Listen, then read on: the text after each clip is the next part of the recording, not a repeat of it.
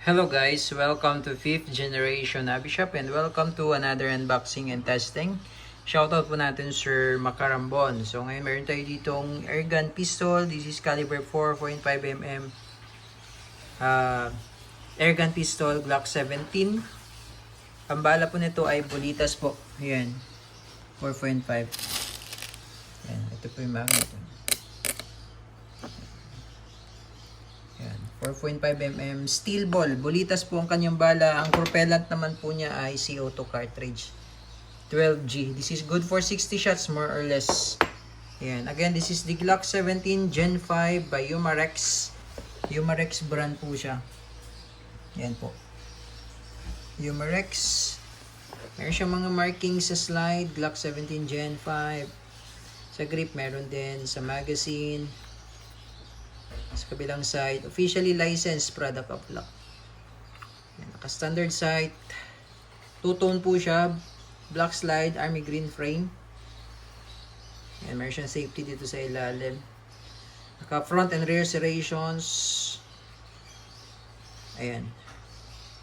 Glock 17 Gen 5. Ito naman po sir yung flashlight with laser. Ayan, madali lang naman siya ikabit. Luluwagan nyo lang po yung tornilyo, ayan, Allen screw. Tapos meron siyang flashlight and flashlight. Tapos dito sa kabila naman yung switch ng laser and laser. Ang zero niyan, ito sir, ayan, zero niya ito. Dito yung zero, ito. Tapos rechargeable po siya, pwede mo siyang i-charge. Ayan, so pakita ko lang sa inyo paano magkabit yan. Actually, luwagan mo lang yan. Tapos i-insert mo lang siya dito. Ayan. Okay, so ito meron siyang port. Naka type C. Type C. Charge mo lang siya. Then may mga kasama siyang Allen tool. Paluwagan mo lang to.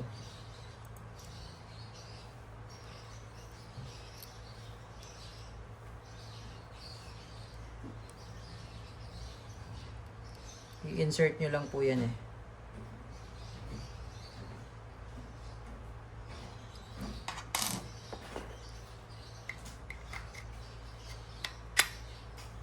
Ayan.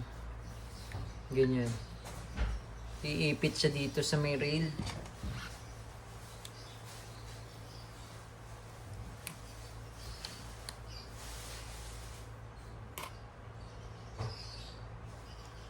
Ayan. So, ito yung switch niya. Ayan. Sa kabila naman po yung sa laser. Ayan. Tapos, pag isi-zero nyo po, meron siya adjuster. Ito i-adjust nyo po yan. At saka ito. Ayan. Ito yung elevation. Ito yung windage. Ito yung left and right. Ito naman po yung up and down.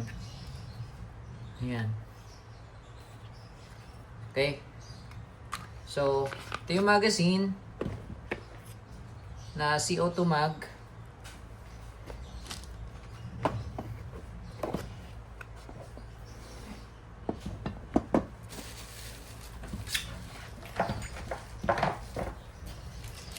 Ito yung manual. Ito naman po yung sa maintenance manual. Ito yung Allen tool na kasama.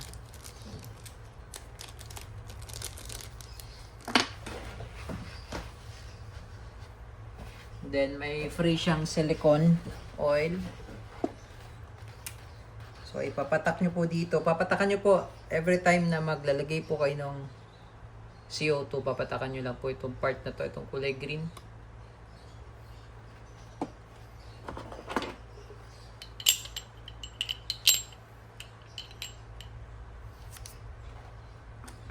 Ito yung Allen tool na kasama. Pipihit nyo lang. Lumapat siya. Tapos kailangan mabilis po yung pihit nyo. Tamang higpit lang po, no? Ayan.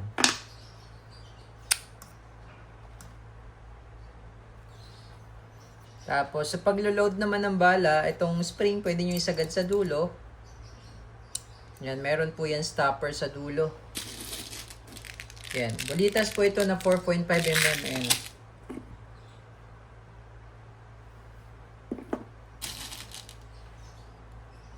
Yan. Tataktak nyo lang po yan. Bali, ang capacity po nito ay 18 rounder.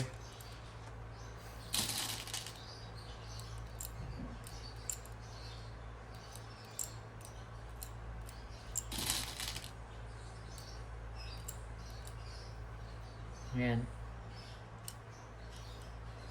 Release lang natin yung spring.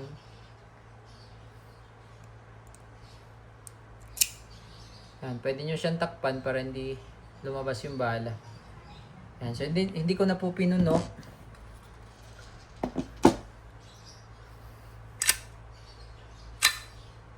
Ayan. So, meron siyang safety pala. Ilagay natin yung tanggalin muna natin yung flashlight kasi andito po sa ilalim yung kanyang switch doon sa safety. Ito yung safety niya eh. Sa ilalim kasi siya. Pag white, safe. Yan, hindi mo siya makakalabit. Pag red naman, fire. Yan. So, ang trigger niya po, malalim, no? Hanggang dulo po. Sasagad nyo po hanggang dulo. Pag ganyan, di yan puputok. Sagad nyo sa dulo. Ayan. Ngayon, pwede nyo namang hindi lagay sa safe yan. Pag nakakabit yung flashlight, okay lang. Kasi malalim naman po yung kanyang trigger.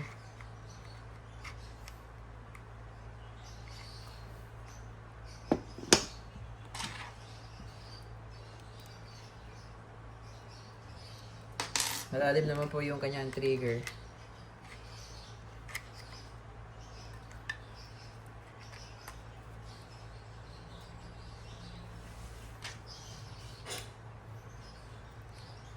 Kung gagamitin nyo po yung flashlight, at tatabunan po kasi yung safety niya.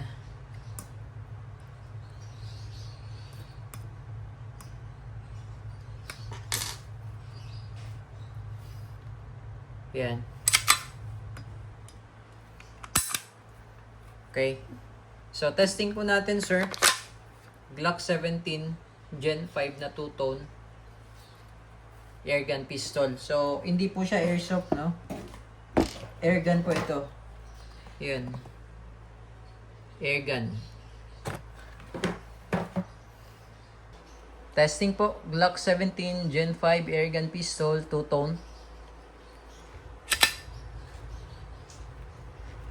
And firing.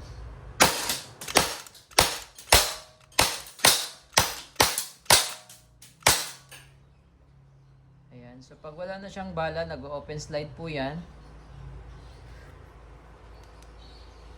Yan yung flashlight. Yan yung laser. Green po yung laser niya. So, release nyo muna yung magazine. Tapos, tulak nyo lang. Then, release. Hammer down. Okay, all goods po. Glock 17 Gen 5 airgun pistol.